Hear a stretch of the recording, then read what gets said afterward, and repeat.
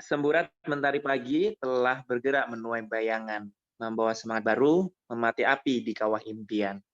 Pandemi COVID-19 bukanlah suatu hambatan untuk kita semua para agen-agen pembawa perubahan. Salam hangat dan selamat datang kami ucapkan kepada kalian semua, adik-adikku, mahasiswa KEPK dan Afirmasi 2020 yang kami banggakan.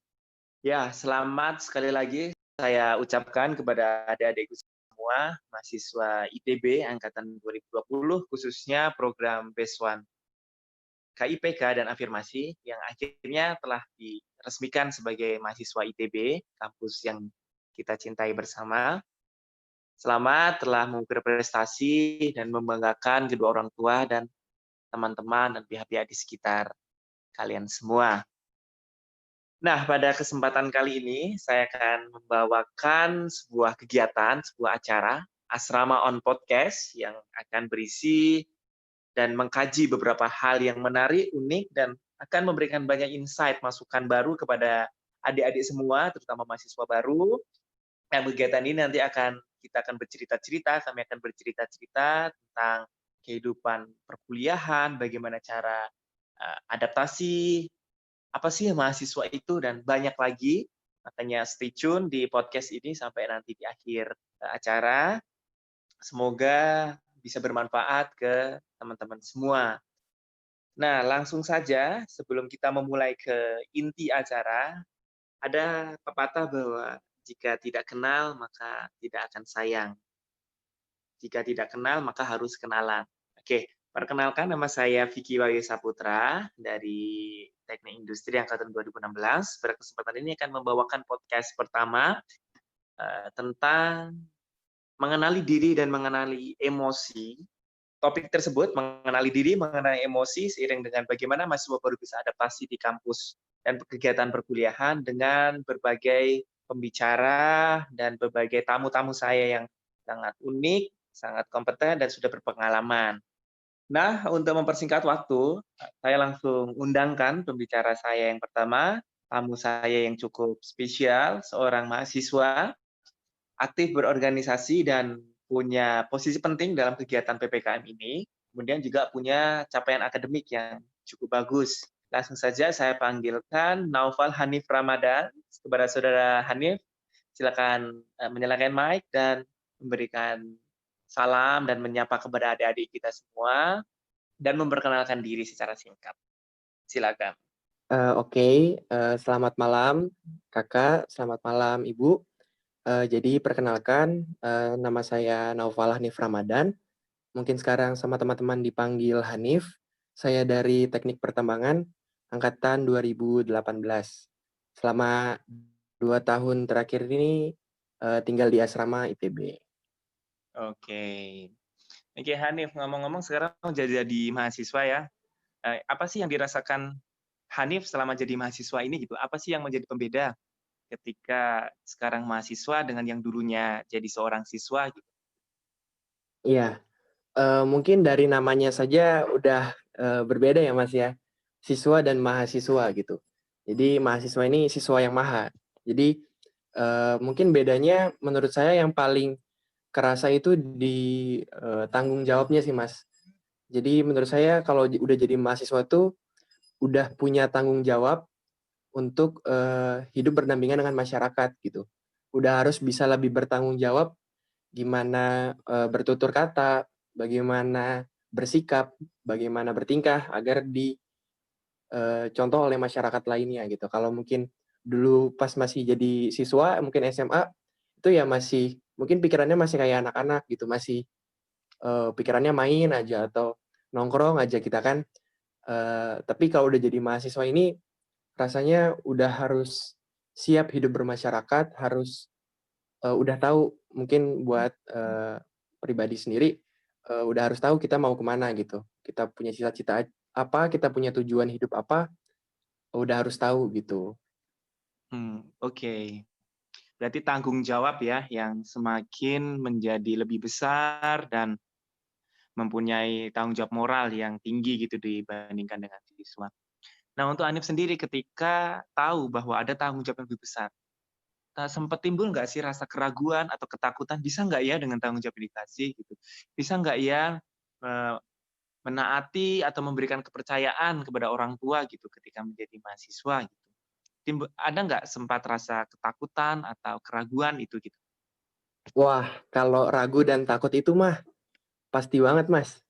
Jadi apalagi saya itu dulu anak, apa ya, bisa disebut anak mami lah gitu. Jadi anak rumahan yang mungkin, belum tahu gimana rasanya ngekos, gimana rasanya jauh dari orang tua, gimana rasanya merantau. Kebetulan saya tinggal di Depok sekarang, jadi apa ya, masih baru banget nih ngerantau kayak gini itu masih, takut lah, takut takut apa aja sih, kayak takut, gagal di akademik gitu. Contohnya, saya karena SMA saya itu biasa-biasa aja, jadi, tiba-tiba kebetulan dapat rezeki masuk ITB, saya takut, mungkin ekspektasi orang tua saya, ke saya itu kayak gimana, terus, eee, takut nggak punya temen mungkin di sini karena teman-teman SMA saya nggak ada yang masuk sini, terus jadi kuper gitu misalkan. Terus, mungkin karena saya anaknya agak introvert, takut, eee, takut berkembang gitulah di sini, gitu. Terus kalau, takut itu sih yang paling parah, takut, nggak bisa menyesuaikan, ekspektasi orang tua, karena mungkin orang tua udah berharap banyak kan, biaya di sini juga lumayan, nggak sedikit. Jadi, takutlah mungkin pas awal-awal, tapi sekarang lumayan bisa, mengatur diri gitu, Mas. Oh, oke ya. Sempat ya rasa timbul ketakutan, keraguan itu muncul gitu ya. Nah, tapi sekarang, semenjak saya mengenal Hanif setahunan yang lalu, saya melihat Hanif tuh orangnya periang gitu ya, sudah bisa beradaptasi, sudah bisa ikut organisasi ini itu gitu. Nah, kira-kira apa sih tips atau apa sih langkah yang dilakukan Hanif tuh selama di awal ada keraguan, sekarang udah mulai enjoy dengan perkuliahannya seperti itu? Ya kalau menurut saya itu nggak bisa terjadi secara spontan gitu. Jadi menurut saya itu berproses, jadi kita belajar perlu waktu, perlu adaptasi juga, eee, gimana gimana saya mulai beradaptasi dengan kehidupan kampus, kehidupan asrama. Saya coba untuk, eee buat belajar dari teman-teman dari seluruh Indonesia gitu. Jadi, saya apa ya, banyak belajar dan beradaptasi lah di situ. Oke. Enak nggak sih jadi mahasiswa tuh? Enak nggak sih? Apa sih sukanya, apa sih dukanya menjadi mahasiswa selama ini gitu, selama kurang lebih 2 tahun di ITB gitu? Enak Mas, kayaknya lebih enak daripada menjadi siswa SMA sih. Karena di sini tuh, saya mulai apa ya, mulai berkembang gitu, kerasa perkembangan dalam diri saya, eee, gimana saya mencoba buat, eee, mengenal diri saya lebih dalam lagi di kuliah ini, gimana saya mencoba banyak banget kegiatan, organisasi, unit, di himpunan juga sekarang, gimana saya coba banyak kegiatan itu buat tahu, diri saya ini cocoknya di mana gitu. Tapi, dari situ juga, pasti kan dibarengin sama akademik tuh, pasti kayak, jadi sibuk banget, terus capek banget, banyak pikiran, terus yang akhirnya kadang tuh, eee, di kamar, sering menyendiri karena mungkin stres, capek gitu, banyak agenda yang bentrok, terus jadi, mempengaruhi gimana saya bersikap gitu. Jadi kayak, apa ya, mempengaruhi banget keadaan diri saya atau emosi saya gitu. Jadi, eee, yang paling penting sih kalau menurut saya itu, gimana kita manajemen emosi, gimana kita mengatur emosi kita supaya nggak mempengaruhi, kegiatan-kegiatan kita, supaya kita tetap, apa ya, istiqomah dan profesional lah dalam, berkegiatan di kampus. Oke, jadi menjadi mahasiswa itu lebih enak dan lebih bisa untuk mengeksplor diri gitu ya. Tadi dua kata kunci yang saya dapatkan dari pernyataan Mas Hanif terakhir yaitu bagaimana kita mengenal diri sendiri dan bagaimana mengenal emosi sehingga bisa mengoptimalkan seluruh kegiatan yang dijalani selama mahasiswa. Nah, berbicara terkait dengan mengenal diri dan emosi, nah saya juga punya dua tamu penting dari bimbingan konseling ITB, dua orang psikolog yang sudah berpengalaman, punya pengalaman untuk menghadapi beberapa mahasiswa, untuk mengarahkan, untuk mencapai dengan tujuan yang sudah ditetapkan di awal. Nah, mohon untuk bergabung, selamat datang kepada Ibu Indah dan Ibu Ari, mungkin boleh memperkenalkan dirinya sendiri, mungkin singkat Ibu, dipersilahkan. Oke, terima kasih. Selamat malam semuanya. Perkenalkan, nama saya Tri Anindari, biasa dipanggil Indah. Saya psikolog di Lembaga Bimbingan Konseling ITB. Jadi biasanya sih kita kan melakukan konseling maksudnya secara offline, tapi karena ada kondisi pandemi sekarang, kita tetap melayani mahasiswa ITB secara online. Gitu. Terima kasih Ibu. Kemudian mungkin Ibu Ari boleh? Halo, nama saya Ardana Riswari. Saya biasa dipanggil Ari. Saya juga diperbantukan di bimbingan konseling ITB, tapi saya art terapis, jadi bukan psikolog ya. Selain itu, kegiatan saya juga jadi pengajar di Prodi Seni Rupa di FSRD ITB. Iya, terima kasih Ibu Indah dan Ibu Ari. Ya, dua poin yang disampaikan Hanif untuk bisa keluar dari keraguan dan ketakutan tadi adalah yang pertama mengenali diri dan mengenali emosi dalam yang dimiliki oleh diri seorang Mas Hanif ini. Nah, sekarang saya mau ke Bu Indah terlebih dahulu. Menurut Bu Indah, bagaimana sih pentingnya mengenali diri sendiri ini khususnya bagi seorang mahasiswa dalam menjalani perkuliahan dan kegiatan atau kehidupan yang bisa dikatakan udah lepas dari tanggung jawab orang tua gitu Bu, secara langsung gitu. Oke, terima kasih Mas Vicky pertanyaannya. Jadi mengenali diri sendiri ya gitu. Untuk seorang mahasiswa yang memang rata-rata kan usia mahasiswa itu udah 17-18 tahun ya, itu sudah masuk episode remaja akhir gitu, dimana ya tadi punya kewajiban lebih untuk bisa lebih mandiri dalam mengurus dirinya sendiri dan mengambil keputusan. Nah, saat anak-anak mahasiswa ini belum paham dirinya sendiri, belum apa sebenarnya, apa sih kemampuan saya, apa sih sebenarnya minat saya, apa sih hal yang saya sukai, nanti efeknya itu nanti mereka beradaptasi dengan lingkungan yang baru gitu karena kalau anak-anak mahasiswa ini misalnya pada saat masa sekolah masih cenderung dependen dengan lingkungan ya, baik lingkungan rumah atau lingkungan sekolah gitu, mereka jadi nggak kurang memahami gitu. Jadi sebenarnya yang saya bisa tuh apa sih, yang saya ngerti itu apa sih gitu, karena mungkin terbiasa dibantu. Jadi saat mereka masuk dunia kuliah yang lebih individualis gitu ya, dituntut lebih mandiri, mungkin ada beberapa orang jauh dari orang tua, ketemu teman-teman baru yang sangat berbeda dari teman-teman di sekolah, mereka akan bingung. Loh, saya tuh harus ngapain ya di sini gitu, tugas saya apa gitu, peran saya sebagai mahasiswa itu gimana gitu, cara belajar saya tuh harusnya seperti apa gitu. Jadi mereka jadi kebingungan dan akhirnya sulit beradaptasi. Jadi sebenarnya untuk mengenal diri sendiri itu harusnya dilakukan sebelum memasuki dunia perkuliahan. Jadi dari usia remaja gitu ya, SMP, mulai SMA, itu mereka sudah paham gitu. Sebenarnya yang saya mau apa, yang saya mampu apa, yang saya bisa apa, dan saya butuhkan itu apa. Gitu. Dan pasti kalau usia SMP, SMA memang masih perlu support lingkungan untuk mereka bisa betul-betul paham tentang diri mereka sendiri. Gitu.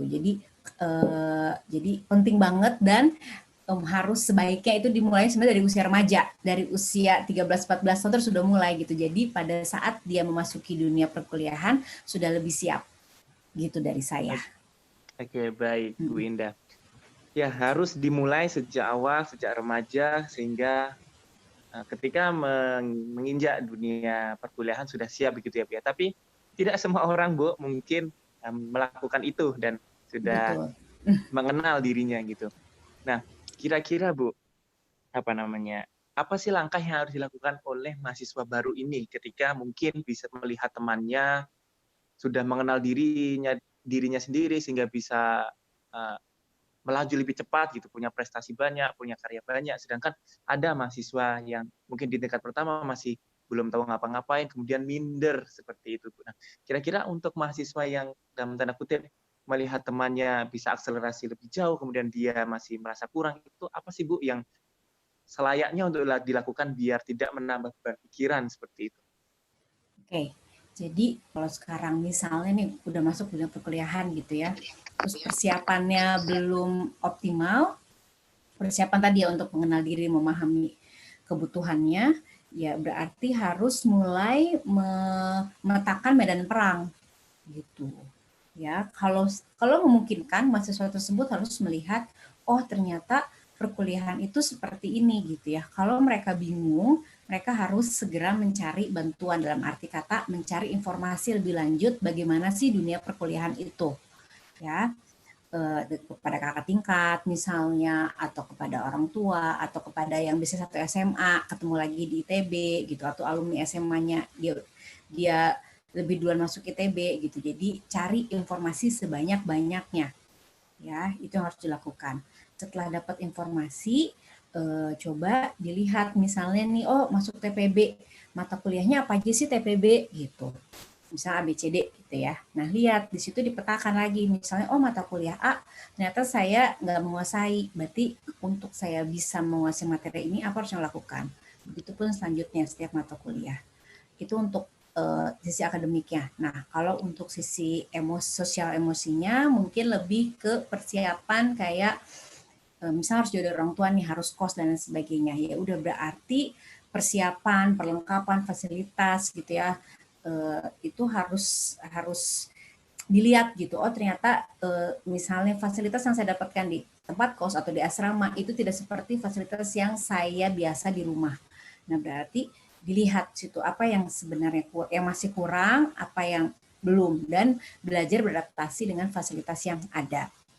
Tuh, jadi dipetakan. Kalau misalnya merasa, aduh saya harus ada nih barang ini, misalnya atau sesuatu yang di asrama nggak ada, ya coba cari bantuan. Misalnya minta ke orang tua atau minjam ke teman. Kayak gitu sih. Jadi intinya adalah memetakan medan perangnya gitu. Jadi di list satu persatu apa aja sih yang saya butuhkan untuk kuliah dan apa saja yang saya harus lakukan gitu. Itu satu persatu sehingga nanti situasinya akan lebih terbayang buat mahasiswa baru tersebut.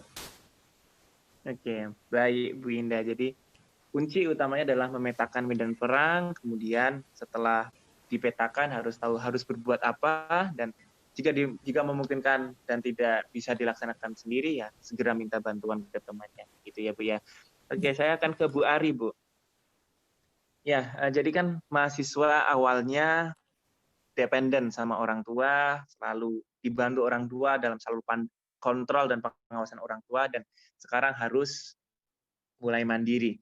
Seberapa besar Bu pengaruh dari dependen menuju mandiri yang sebebas-bebasnya itu terhadap aspek psikis si mahasiswa baru ini Bu? Ya, oke, terima kasih. Begini, kalau di dampak psikis dari perpindahannya antara dari dependen menuju independen, salah satu karakternya adalah independen yang nanti bisa matang itu adalah saat kalau anak-anak mahasiswanya ini dia punya semacam pengalaman yang memuaskan saat bergantung sama orang tua. Nah, ini yang kadang-kadang juga beragam sekali. Ada beberapa anak yang tidak memiliki pengalaman yang memuaskan saat bergantung dengan orang tua. Sehingga kadang-kadang ekstrim. Ekstrim itu antara dia tidak bisa lepas, jadi tetap dependen, tidak bisa independen, atau justru dia lepas sepenuhnya. Jadi kalau mungkin kita menggunakan istilah kebablasan gitu ya. Jadi kalau tadi kata Mas Vicky, bebas sebebas-bebasnya karena sebetulnya mahasiswa juga kalau tadi kata Mas Hanif, justru lebih banyak tanggung jawabnya ya. Artinya di situ sebetulnya harusnya mahasiswa itu juga bisa mengukur kira-kira kemandirian itu tuh seperti apa sih gitu. Tadi Bu Indah juga sudah bilang bahwa misalnya salah satu cirinya menjadi orang dewasa yang independen adalah kemudian paham kebutuhan diri itu apa dan tidak ragu-ragu dan selalu yakin kalau misalnya meminta bantuan itu pasti ada bantuan.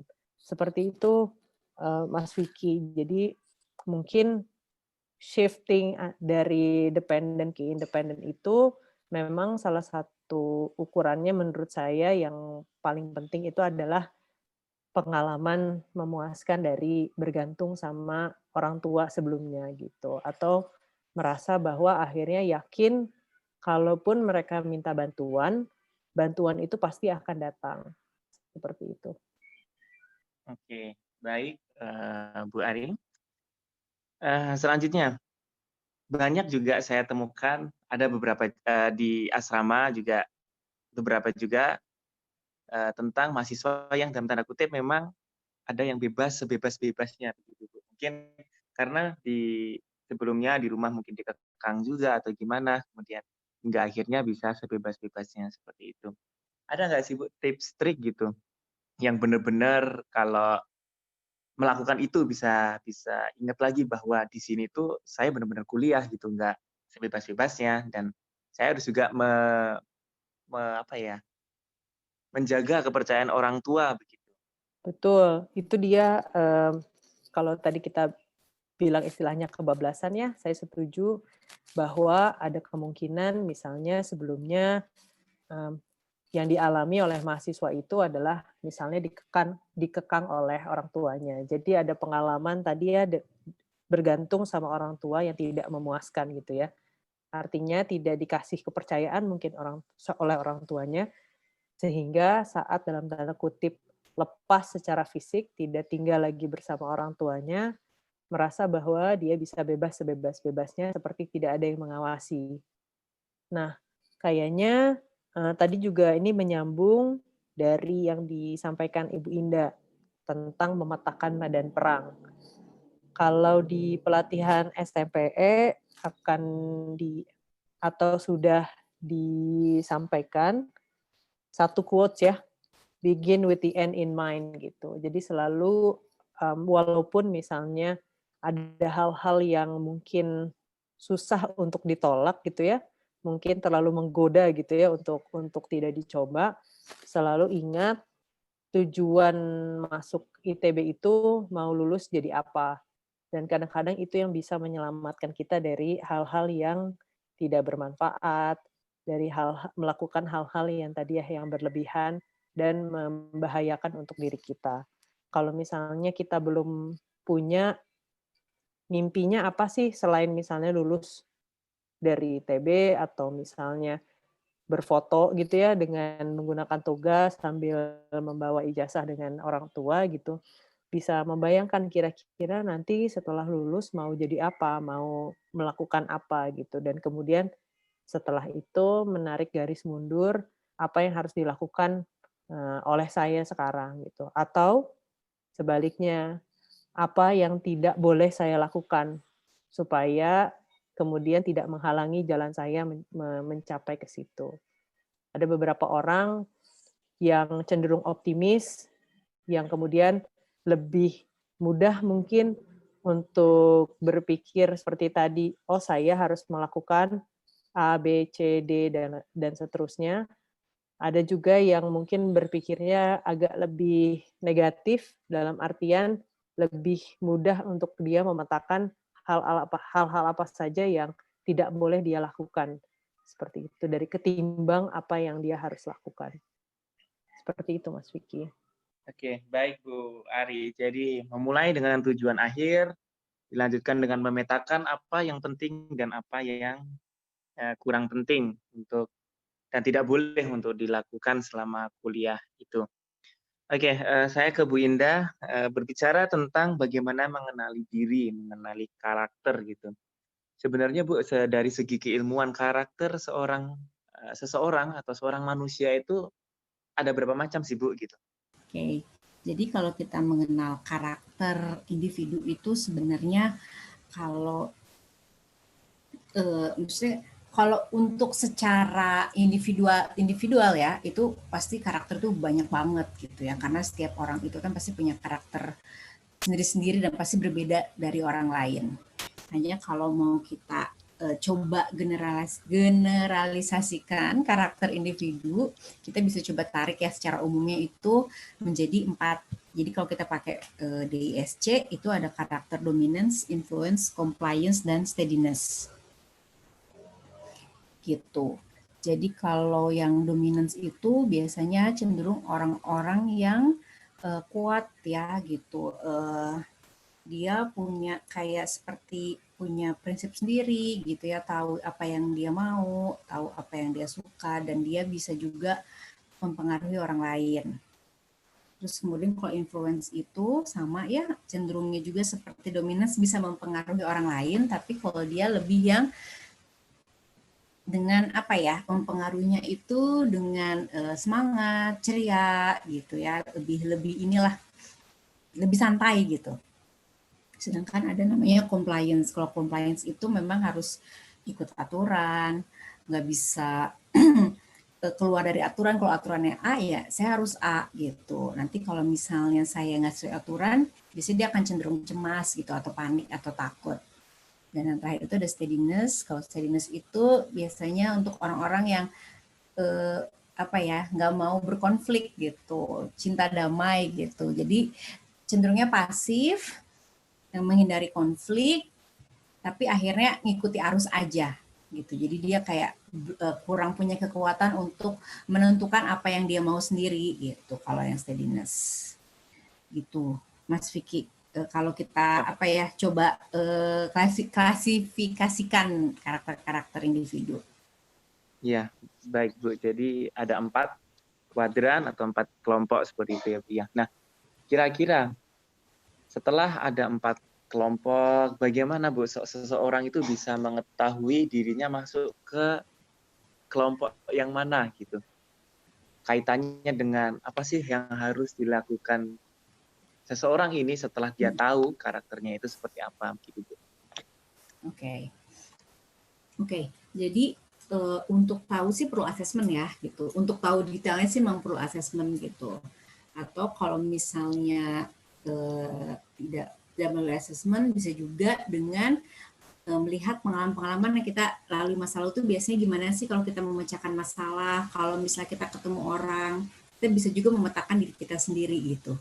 Kalau kita ketemu masalah, biasanya kita langsung mencari solusi atau malah kabur gitu. Atau misalnya kalau kita ngobrol sama temen, cenderung kita ingin menguasai obrolan atau kita cenderungnya pendiam, hanya dengerin aja gitu. Itu bisa juga gitu ya, tanpa asesmen. Jadi kita mengenal diri sendiri. Atau kita bertanya sama orang lain, gitu. Kalau menurut kamu saya ini orangnya seperti apa sih gitu. Nanti teman kan biasanya suka kasih pendapat ya sama kita gitu. Dan dari situ kita bisa mulai menggambarkan kita tuh sebenarnya karakter kita tuh seperti apa. Jadi kalau misalnya kita balik lagi ke yang 4 karakter tadi ya, dominance, influence, compliance, and steadiness. Kalau misalnya nih kita tahu 4 karakter ini, kita akhirnya bisa menyimpulkan kita ada di area mana ya kebanyakannya gitu ya. Misalnya kita dominance gitu. Dominance itu kan cenderungnya strong ya gitu, punya pendapat sendiri gitu ya. Terkadang sulit dibantah juga gitu. Ya mungkin berarti kita harus belajar lebih santai, lebih mau dengerin orang gitu.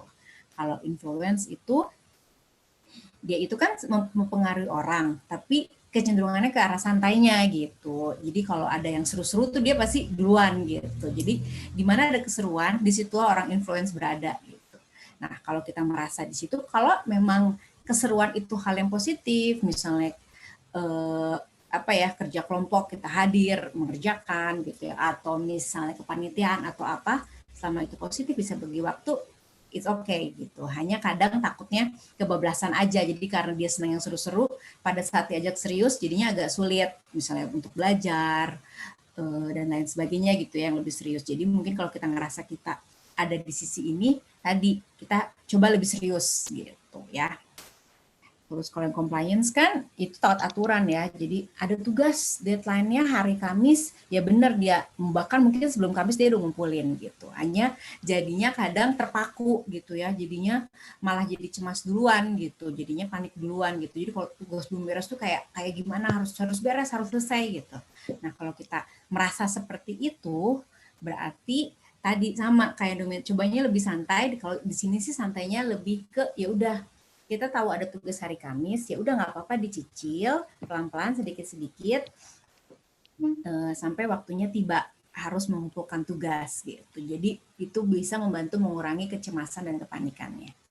Terus kalau yang steadiness itu kan cenderungnya ikut-ikutan orang ya gitu, ikut-ikutan orang, pasif gitu, orang gimana yaudah ikut aja, dengerin aja gitu. Nah kalau kita ngerasa seperti itu berarti mungkin kita harus berani lebih asertif aja. Jadi misalnya kayak kerja kelompok nih, kalau orang steadiness gitu ya, dia mungkin akan diem aja dengerin, nanti tiba-tiba dikasih tugas A, ya udah dia nurut aja, padahal sebenarnya mungkin dia nggak bisa ngerjain yang bagiannya gitu, dia lebih suka bagian yang orang lain, tapi karena dia nggak mau ngomong, dia nggak mau berkonflik, dia ikut aja, ya mungkin belajarlah lebih asertif gitu kira-kira Mas Vicky. Baik, terima kasih penjelasan yang sangat lengkap dari Bu Indah, lengkap dengan bagaimana harus menghadapi orang satu dan yang teman-teman satu dan yang lain yang punya karakter yang berbeda. Sekarang saya mau ke Bu Ari, Bu. Tentunya sebagai mahasiswa baru harus membuka banyak jaringan pertemanan baru dan teman-teman memiliki karakter yang tentunya berbeda-beda. Terkadang ketika kita bertemu dengan teman yang karakternya berbeda, itu cenderung untuk tidak cocok lah, tidak cocok, nggak sesuai lah karakternya dengan saya gitu. Dan cenderung kita menutup diri begitu Bu, sehingga ya temannya mungkin itu-itu aja atau dengan circle yang sama, dari kelompok yang sama. Nah, sebenarnya bagaimana sih Bu tips trik biar kita bisa membuka diri, kita bisa lebih aktif untuk berkomunikasi, mengajak diskusi atau berteman dengan mahasiswa lain yang punya karakter yang berbeda-beda ini biar sebagai awal, sebagai mahasiswa baru punya relasi yang sangat banyak sekali gitu, Bu. Oke, terima kasih Mas Vicky. Jadi saya pakai lagi mungkin yang tadi ya, mulai dengan tujuan akhir, begin with the end in mind. Artinya yang jelas untuk mencapai satu tujuan itu tidak mungkin kita berjalan sendirian. Karena banyak pintu-pintu yang akan terbuka justru kalau misalnya kita berteman dengan lebih banyak orang. Kayaknya itu satu hal dulu yang harus diyakini betul, bahwa kalau misalnya kita punya banyak teman, pintu-pintu atau akses-akses yang nanti kita bisa gunakan untuk mencapai apa yang kita inginkan itu jadi lebih mudah. Bukan berarti harus oportunis juga ya, artinya bukan berarti, oh saya mau berteman hanya dengan orang-orang yang akan mempermudah hidup saya, bukan seperti itu. Karena siapa yang tahu sebetulnya pintu yang membuka kesempatan lebih banyak itu ada di teman yang mana gitu. Kadang-kadang justru ada di teman yang menurut kita waktu di awal kelihatannya nyebelin dan lain sebagainya atau tidak pas sesuai karakternya dengan kita. Itu mungkin harus jadi salah satu hal yang utama yang diyakini gitu. Mau tidak mau kadang-kadang soalnya susah kita juga bisa membuka diri kalau misalnya kita tidak bisa melihat benefit ya dari apa yang kita lakukan gitu. Sehingga mungkin kalau misalnya kita sudah meyakini itu jadi agak lebih mudah gitu untuk kita bisa percaya bahwa jalan terbaik adalah dengan membuka diri dan berteman dengan lebih banyak orang. Seperti itu. Kalau misalnya saya yakin juga di kakak-kakak sekalian banyak contoh kasusnya lah ya, di mana akhirnya berteman dengan siapa, mengikuti kegiatan di unit mana, atau aktif di himpunan mahasiswa, atau aktif di luar kampus bahkan gitu, itu tuh bisa kemudian membantu entah selama kuliah ataupun nanti setelah lulus. Seperti itu. Rasanya tidak ada satu cerita pun di mana kemudian dengan membuka diri malah jadi merugi dalam artian rugi yang aneh-aneh ya, kecuali memang kemudian kita juga membuka diri kepada hal-hal yang memang tidak bermanfaat dari awalnya gitu ya. Tapi kan biasanya kegiatan berorganisasi, karena organisasi itu biasanya juga ada tujuannya ya, yang jelas akhirnya juga kita bisa belajar berkontribusi, berperan dengan baik gitu. Dan berteman pun seperti itu sebetulnya gitu, karena betul-betul nggak tahu dari mana sebetulnya nanti pintu kesempatan kita yang lebih besar terbuka. Seperti itu mungkin Mas Vicky. Terima kasih Bu Ari. Selanjutnya terkait dengan tadi membuka diri, kemudian berinteraksi dengan berbagai organisasi, bertemu dengan teman-teman yang baru, membuka kesempatan untuk perbedaan pendapat atau konflik itu untuk muncul begitu ya Bu ya. Dan adanya perbedaan pendapat atau konflik bagi sebagian orang dan di awal itu bisa menyebabkan impresi yang kurang baik dalam suatu pertemanan gitu ya. Nah, bagaimana kira-kira tips trik dari Ibu untuk membuka diri, kemudian menjalin pertemanan baru, tetapi konflik atau beda pendapat itu bisa diminimalkan gitu sehingga semuanya bisa berjalan dengan baik gitu. Oke, kalau tadi kita mengikuti paparannya Ibu Indah tentang tipe-tipe kepribadian ya, atau paling nggak 4 kuadran kepribadian itu, kita akan tahu bahwa tidak semua orang itu seperti kita. Artinya kalau misalnya ini mungkin adanya di ilmu komunikasi ketimbang di ilmu psikologi ya. Artinya kalau misalnya kita mau menyampaikan sebuah pendapat, lebih bijak kalau misalnya kita menggunakan bahasa dalam tanda kutip ya, bahasa yang dipahami oleh orang tersebut. Karena kalau misalnya kita memaksakan bahasa yang kita punya, itu belum tentu satu frekuensi gitu ya, dan itu mungkin akhirnya timbul konflik itu dari situ. Sebisa mungkin kalau misalnya kita bisa paham bahwa, oh, message atau pesan yang mau kita sampaikan ini akan lebih bisa diterima lewat bahasa yang seperti apa, itu akan lebih baik dan akan lebih mudah untuk bisa diterima oleh penerima pesan itu atau teman kita gitu ya. Artinya begini, kalau misalnya memang ada teman kita yang cenderung compliant gitu misalnya, untuk kita meminta mereka keluar jalur sedikit gitu ya, itu tuh luar biasa susah. Sehingga misalnya kalau misalnya kita mau meminta mereka misalnya untuk agak lebih santai, itu kita harus menyampaikan pada mereka benefit-nya untuk mereka agak lebih santai dengan bahasanya mereka gitu, bahwa misalnya, "Ini tuh sesuai anjuran dokter loh." Misalnya dokter itu bilang atau menganjurkan bahwa kita itu harus, bisa menikmati hidup, kita harus bisa agak lebih santai, supaya nanti kita bisa lebih produktif misalnya. Itu adalah bahasa untuk, teman-teman kita misalnya yang tadi ada di compliance gitu. Salah itu adalah sesuatu yang mungkin tidak efektif untuk teman kita yang ada di atau yang tipe kepribadiannya influence gitu ya. Karena mereka tidak usah disebutkan seperti itu, sudah have fun go mad lah ya intinya, sudah bisa bersenang-senang gitu. Justru mungkin kita harus mengerem kemudian supaya dia tidak terlalu kebablasan begitu ya menikmati hidup gitu. Sama juga jadi ada baiknya saat kita sudah tahu bahwa semua orang itu tidak seperti kita pelajari bagaimana caranya bisa menyampaikan pesan yang efektif dan bisa diterima oleh mereka. Seperti itu mungkin Mas Vicky. Oke, baik. Terima kasih kepada Bu Ari. Jadi selain untuk mengenali diri sendiri, kita juga penting sekali untuk mengenal emosi diri begitu ya Bu ya. Nah, emosi lebih mungkin erat kaitannya dengan rasa yang ada dalam hati. Saya ke Bu Indah terlebih dahulu. Menurut Bu Indah, seberapa penting sih Bu mengenal emosi diri begitu, terutama kaitannya dengan mahasiswa yang baru beradaptasi dan memulai kehidupan yang dalam tanda kutip kehidupan yang baru gitu.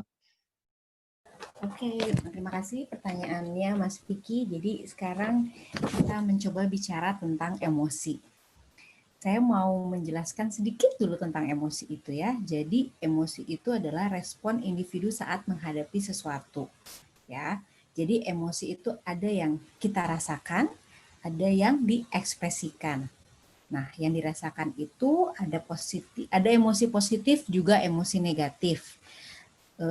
Dan emosi itu memang perlu ada ya dalam kehidupan kita gitu. Jadi yang tadi ya baik emosi positif kayak senang, gembira, bahagia, excited, antusias dan lain sebagainya. Ataupun emosi negatif, marah, kecewa, kesel, galau, bimbang dan lain sebagainya. Jadi emosi itu memang hal yang wajar dialami oleh setiap individu ya. Jadi kadang orang-orang tuh suka kayak udah menolak duluan, saya tuh nggak boleh marah ya, saya tuh nggak boleh marah gitu. Atau misalnya ada tugas nggak selesai atau apa terus jadi sedih, tapi jadi kayak menolak, saya nggak boleh sedih, saya harus bisa nggak bisa gitu. Padahal sebenarnya itu penting banget untuk kita merasakan emosi pada saat kita menghadapi sesuatu ya. Jadi emosi itu jangan ditolak. Terus yang kedua adalah tadi yang diekspresikan. Nah, dalam mengekspresikan emosi, individu itu ada yang mengekspresikannya ke dalam, ya, alias lebih banyak dipendam, ada yang keluar, ya, jadi menunjukkanlah pada orang lain gitu. Saya marah, dia menunjukkan ya, baik dengan mungkin ekspresi muka atau dengan kata-kata. Nah, dua-duanya ini pasti ada positif negatifnya ya gitu. Kalau orang-orang yang cenderung emosinya dipendam gitu, cenderungnya orang-orang yang pasif. Jadi kalau tadi contohnya mungkin kayak orang yang steadiness gitu ya, dia kan cinta damai gitu. Jadi memang akhirnya banyaknya dipendam. Mau dia marah, mau dia kesel, mau dia sedih, dia nggak nunjukin sama temennya. Jadi orang-orang tuh akan selalu melihat dia baik-baik saja. Padahal mungkin dia nggak baik-baik saja. Nah, ada yang dikeluarkan. Nah, buat orang-orang yang cenderung dominan, biasanya ekspresi ini akan terlihat tampak gitu ya pada dirinya. Kalau dia marah-marah kelihatan banget, lagi kesel-kesel kelihatan banget gitu. Nah, selama lingkungan masih bisa menerima itu dan kita pun masih merasa misalnya orang yang tadi yang cinta damai, saya sedih tapi saya nggak mau nunjukin gitu, atau saya marah tapi saya nggak bisa nunjukin, tapi pada saat dia bilang itu atau merasa seperti itu dia tidak sampai sakit hati, atau misalnya dia udah baik-baik aja kok gitu, emang mungkin dia bisa menerima gitu, temennya dia marah sama tapi dia bisa menerima, ya udah nggak apa-apa gitu. Tapi kalau misalnya di titik dia udah nggak tahan, dia udah nggak kuat, akhirnya jadi malah psikosomatis, jadi sakit, jadi apa ya, berarti dia harus minta dukungan gitu atau mulai belajar untuk bilang. Begitupun yang cenderungnya outnya tuh, misalnya kalau outnya itu dia mengekspresikan yang masih dalam tahap wajar, misalnya kan semua orang boleh dong wajar marah, tapi misalnya dia nggak sampai banting-banting gitu ya, hanya sekedar saya marah, saya kesel gitu, beri saya waktu untuk merasakan emosi saya ini dulu, dan tidak sampai mengganggu temennya, merugikan temennya, ya nggak apa-apa juga gitu. Tapi yang perlu diwaspadai saat kita mengekspresikan emosi kita sampai merugikan orang lain. Kalau orang lain sampai jadi nggak suka sama kita, atau kita sampai merusak barang misalnya, atau sampai kita merugikan waktu dan orang lain, itu yang perlu dievaluasi gitu. Jadi kalau balik lagi, perlu nggak sih kita mengenali emosi? Ya perlu banget gitu. Nanti efeknya di yang tadi, di in sama outnya ekspresi kita yang kelihatan sama orang gitu. Jadi kalau kita nggak kenal emosi kita sendiri, saat kita mengekspresikan itu jadinya nggak kontrol. Bisa jadi nggak kontrol gitu. Kalau yang out nggak kontrol, kalau yang in malah dipendem, kita nggak ngerasa, tiba-tiba kita sakit. Itu bisa banget kayak gitu. Ya, dan bagaimana tadi caranya gitu, kalau misalnya masih aku kayak nggak ngerasain apa, maksudnya kayak ada orang yang orangnya lempeng gitu ya, cuek gitu, kayak datar aja, kayak kalau orang suka bilang suka, ih kok nggak tampak less expressionnya gitu ya. Nah, kalau buat orang-orang yang kesulitan mengenal atau merasakan emosinya, ya mau nggak mau harus belajar.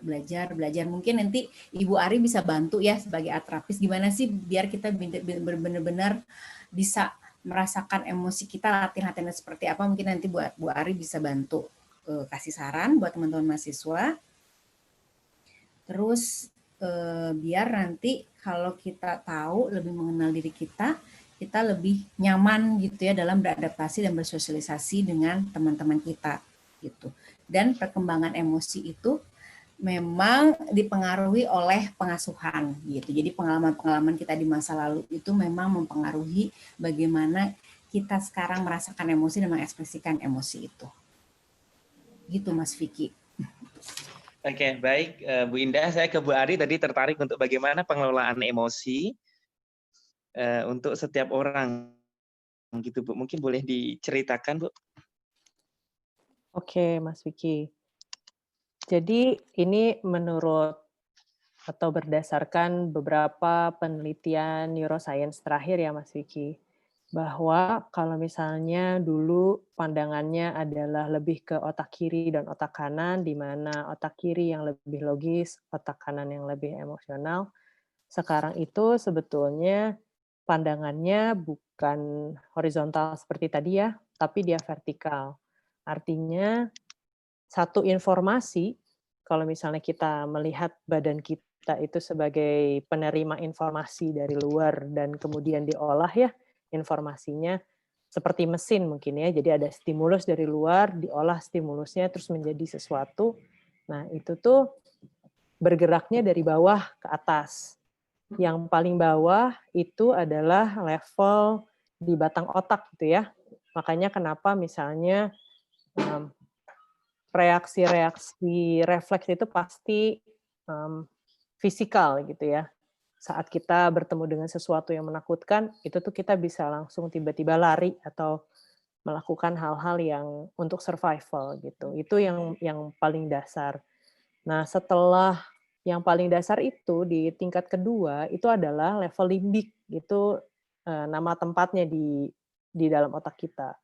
Nah, di limbik ini adalah tersimpannya semua yang tadi Bu Indah bilang emosi. Emosi itu dia masuk dan diolah, diproses di bagian limbik kita. Tugasnya apa limbik? Tugasnya adalah kemudian mengendalikan hormon.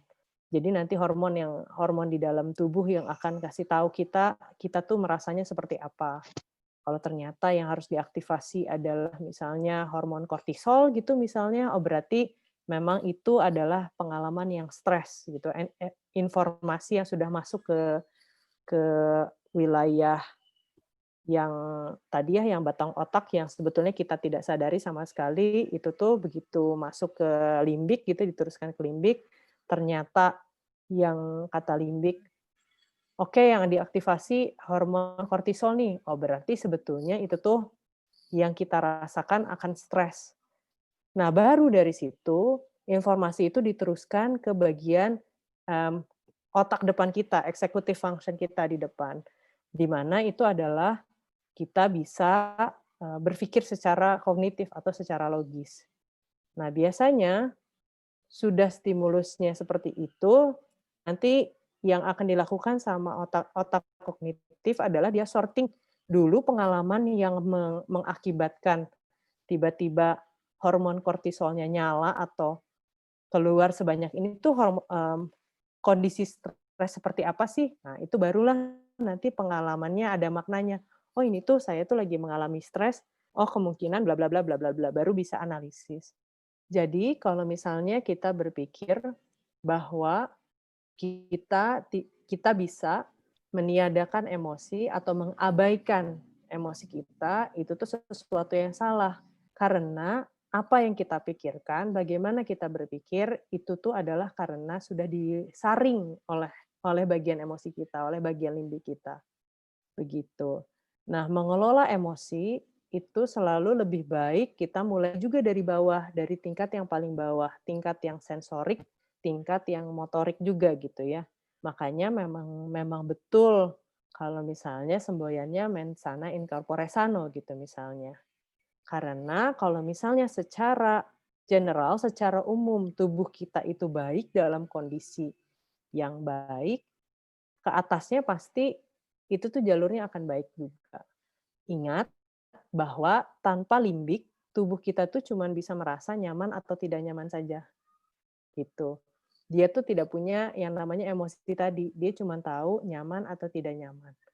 Gitu. Nanti yang nanti melabeli itu sebagai satu emosi sakit, kecewa, putus asa, dan lain-lain itu tuh nanti adalah si bagian limbik dari otak kita gitu, bagian emosi. Gitu. Jadi salah satu hal yang bisa dilakukan untuk menangani emosi kita adalah to stay active gitu ya.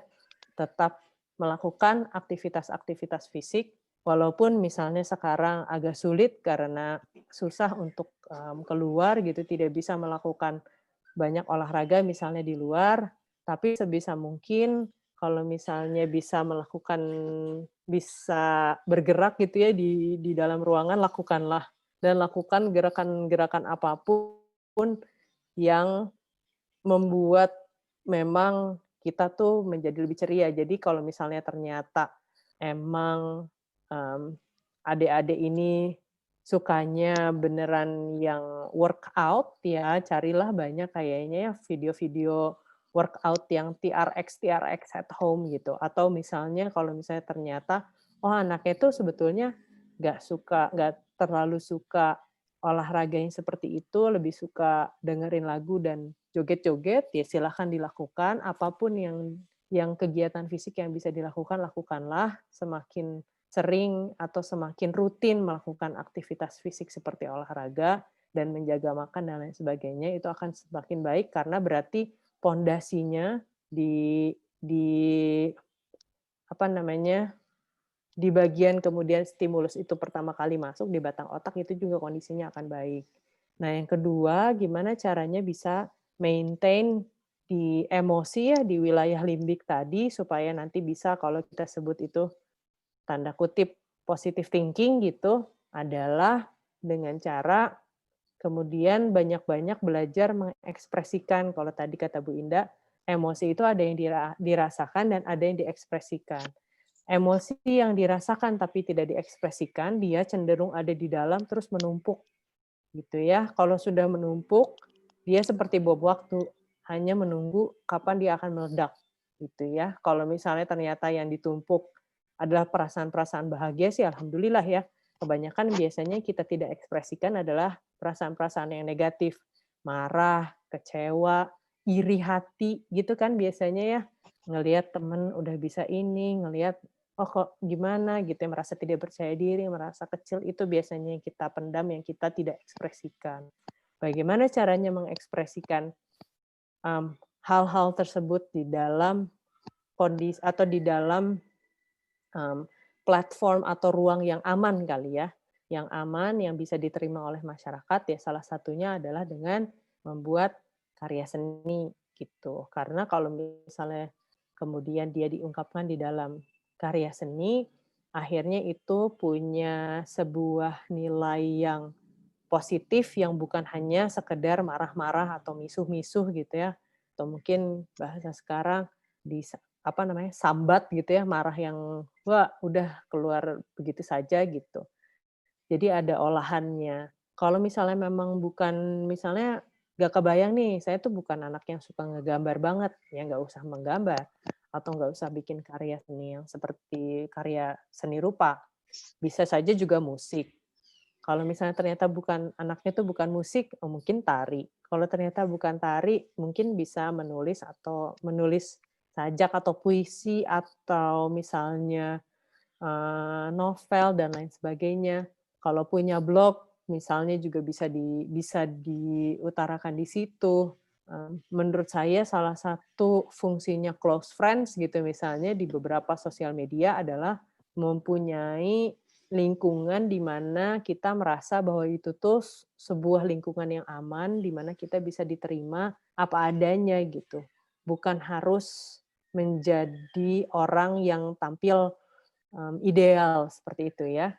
Sehingga bisa juga itu memanfaatkan sosial media dengan fitur close friends untuk betul-betul memilih orang-orang yang menurut kita bisa suportif, bisa menerima kita apa adanya, sehingga emosi-emosi yang kita ekspresikan itu bisa diterima dengan baik dan bisa juga diterima dengan baik oleh orang lain, sehingga bisa juga kita terima dengan baik juga, dan kemudian itu tidak menghalangi aktivitas kita lah, seperti itu. Sehingga agak lebih mudah nanti kita supaya bisa berpikir positif gitu, karena tadi ya dari tiap levelnya sudah di-tackle gitu. Kalau sudah di level bawah di-tackle dengan banyak-banyak olahraga, sehingga kondisi tubuh kita lebih sering nyaman. Di level limbik tadi kita sering melakukan kegiatan atau aktivitas latihan di mana kita bisa mengeluarkan, mengekspresikan emosi kita, sampai sudah tidak ada lagi yang mungkin kita pendam gitu ya di dalam. Nah, itu tuh akan berdampak baik nanti di bagaimana kita berpikir, kita memandang dunia ini gitu. Seperti itu kira-kira Mas Hanif. Oke, baik. Terima kasih kepada Bu Ari, sangat komplit sekali penjelasannya, mulai dari bagaimana stres itu timbul, emosi itu timbul, kemudian pengelolaannya, efeknya, dan apa yang harus dilakukan ketika stres itu melanda, begitu ya. Oke, mungkin ini sudah sampai di sesi akhir dari bincang-bincang kami semua pada hari ini. Mungkin sebagai penutup, saya persilahkan kepada Ibu Indah dan Ibu Ari untuk memberikan closing statement dan pesan, tips, trik juga boleh secara singkat kepada para mahasiswa baru, khususnya program KIPK dan afirmasi, agar bisa adaptasi dengan baik, mengenal dirinya dengan baik, mengenal emosinya dengan baik, sehingga proses perpindahan dari yang semulanya dependen menuju mandiri itu bisa berjalan smooth, dan kehidupan perkuliahan dan selama merantau, mungkin bagi yang merantau bisa berjalan dengan baik. Mungkin pertama Bu Indah terlebih dahulu. Oke, terima kasih. Jadi sekarang saya coba menyimpulkan ya, apa sih yang harus dilakukan mahasiswa baru itu untuk bisa beradaptasi dengan baik di lingkungan yang baru. Yang pertama itu pasti ya tadi ya, harus memetakan dulu medan perang kita, itu dulu yang pertama gitu. Jadi dipetakan apa saja kebutuhan kita, kebutuhan kita apa, lalu tujuan kita apa, ya. Nah, kalau sudah itu terpetakan dengan jelas, jadi kita tahu, baru dari situ kita membuat langkah-langkah perencanaannya seperti apa. Kalau memang kita perlu bantuan, harus cari orang lain, mulai dari orang tua, teman, dosen, atau bahkan kalau memang kesulitan bisa langsung kontak ke psikolog di LBK ya. Jadi di seluruh LBK kita bisa sharing, diskusi atau apa gitu. Jadi kesulitan-kesulitan yang dialami oleh para mahasiswa bisa didiskusikan dan nanti dibantu untuk dicari solusinya oleh psikolog-psikolog di LBK. Jadi mahasiswa baru itu jangan malah takut ya, jangan malah akhirnya minder dan menarik diri. Jadi harus berani untuk mencari solusi atau mencari kebutuhan-kebutuhan apa sih yang sebenarnya mereka butuhkan gitu, dan mencari kebutuhan itu gitu, dan saat kesulitan carilah bantuan. Itu dari saya, Mas Vicky. Oke, baik. Terima kasih kepada Bu Indah. Mungkin terakhir kepada Bu Ari, dipersilakan. Oke.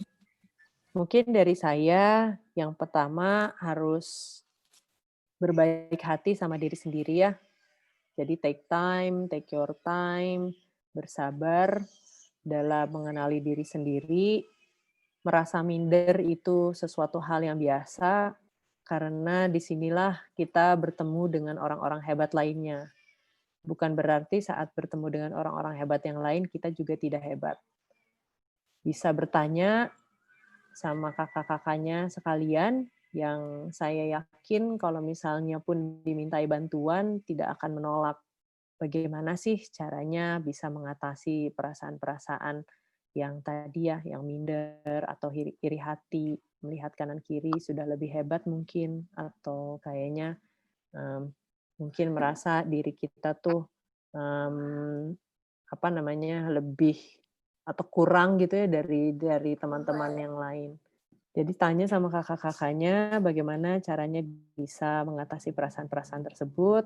Kalau memang ada hal-hal yang sudah mengganggu dan tidak bisa dibantu gitu ya, kira-kira oleh siapapun merasanya, oleh orang tua atau oleh kakak-kakaknya atau oleh teman-temannya dan sudah mengganggu mungkin selama 2 minggu sampai 4 minggu, silahkan bisa mengontak ke tim psikolog seperti yang tadi Bu Indah sampaikan di bimbingan konseling ITB. Seperti itu, Mas Vicky.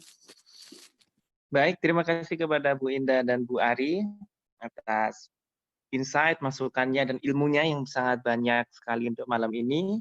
Pesan kepada adik-adik saya, para mahasiswa baru Angkatan 2020, khususnya program Beasiswa KIPK dan Afirmasi.